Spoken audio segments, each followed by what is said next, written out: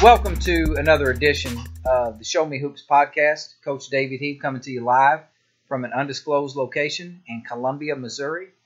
This one will be a solo podcast. If you didn't get a chance, my brother Toby Heath, coach of the North Penn Play Like There's No Tomorrow Mustangs, hosted our good friend Jeff Ross the other day. They had a great podcast.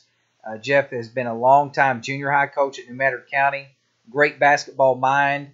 Was a two-time All-State player in high school, averaged over 30 points a game. Jeff loves basketball as much as anybody I know and had a lot of good thoughts. So if you didn't check that out, please do so. What I want to talk about today, I'm talking right to high school coaches right now, and indirectly I'm talking also to the players.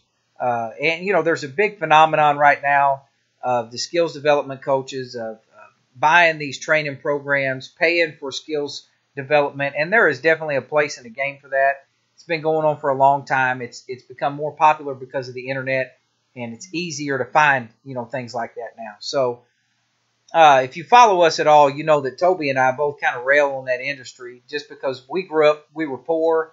Our mom and dad couldn't have afforded to put us through things like that. I remember I went to camp at Arkansas State when I was 12 years old. I went down there to Arkansas State. Dickie Nutt was the coach down at Arkansas State back then. I won the Indian Award. I was the MVP for my age group, and it cost $185 to go to that camp.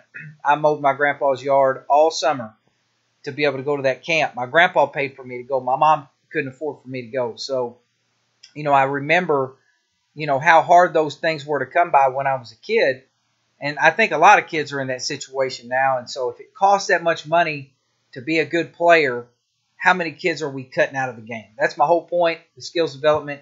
I think those guys that are doing it there are some really good people out there. I've got good friends that are skills development coaches. So it's not personal, guys. I'm not banging on anybody. I just, I want basketball to be for everybody. I don't want to cut kids out because of money. That's always been my philosophy. And so having said all of that, getting back to high school coaches, high school players, I don't believe that skills development, we're glossing over a big part of the game, and that is the things that it takes to build a winning program, to build a winning culture, to be what I call a winning player.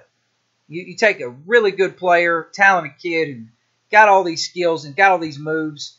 Guy doesn't run back on defense. Guy doesn't help. He doesn't rotate. He points fingers. There's really talented guys out there that are not what I call a winning player. Okay, then you take another guy who's maybe not quite as talented, does the little things. He doesn't complain when he's not getting enough shots. He makes up for it in other ways. You got a team full of guys like that who've got a little bit of talent. You can beat people who are better than you. And so when you start talking about how do you build a winning program, here's an idea that I've got. Right now, I'm a superintendent of a school, and I started this program at ours. Our mascot is the Panthers, and we do this thing right now called the Grown-Up Panther of the Week. Like, which one of our teachers, which one of the grown-ups in our building had a great week? And we try to recognize that person. But in recognizing that person, I encourage everybody in our building, hey, if you get a chance, pat this person on the back. Like last week, it was our bookkeeper, Janice. Janice has been working in our school district forever and ever. She's been there for over 30 years. I say all the time, Janice is better at her job in our school district than anybody else is at their job, including me. I mean, she's just terrific. So I tell everybody, think about the number of kids that she has helped over the years by being so good at her job. So if you get a chance today, stop by and tell her thank you, because not only does she write the paycheck, she writes your paycheck, adults, but B, she does just a lot of good things behind the scenes that nobody sees. So the whole point of that is, how do you recognize the people, and how do you get other people to recognize that? As a head coach, you should always try to point out the things that you want your kids to do, because you want to reward what you want to see, okay? But I think if you're really good, and on the teams that I've had that were really good, I did a good job of getting everyone in the group to say, hey, guys, we should all appreciate Derek because he guards the best player every night. That keeps the rest of you from having to guard that guy because Derek is willing to take on that job. So Mike Krzyzewski at Duke calls this collective care and responsibility, where like collectively, we start to think as a group. And when you can get guys to appreciate what somebody else is doing, when you talk about getting guys to buy into their role, when their teammates appreciate what they're doing, all of a sudden it becomes like, hey, you know what? I'm proud of doing this also.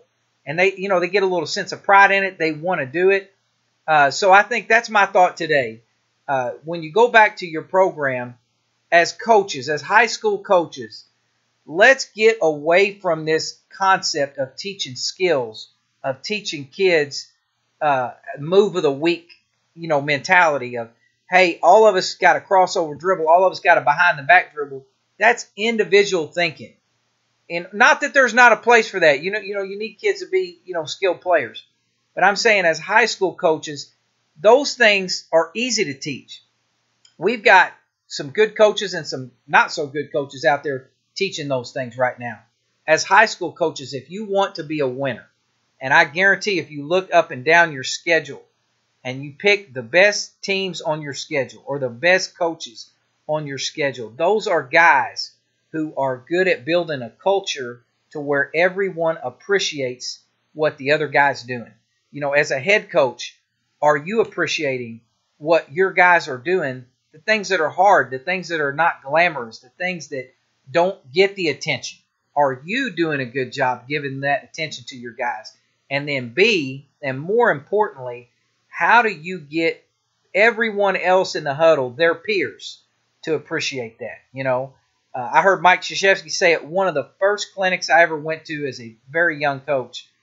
He said, do you have anybody on your team that you admire?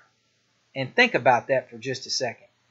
Not, who on your team do you think is good or who on your team do you think works hard? But do you have somebody on your team that you admire, who you're just like, you know what? This is a really good kid. Or you know what? This person just goes above and beyond. And I really, really appreciate getting a chance to coach this person. So, think about how good that kid would feel if the other kids in the huddle all felt that way. Now all of a sudden you got a kid ready to run through the wall for his teammates. And so that's something I'm trying to do with my own team right now, my teachers.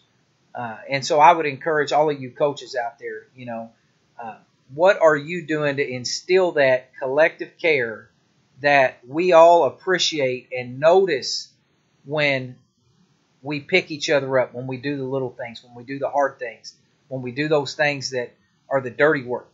If you can get your kids to appreciate each other, I'm telling you, it's like magic. And the best teams I've had were great at that.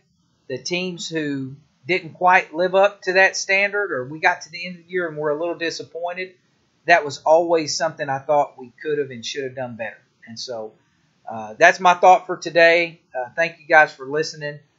Hopefully you can take this back and you got one good idea that'll help your team. And so this is Coach David Heeb, Superintendent David Heeb, signing off. I hope you guys have an awesome week. JWT.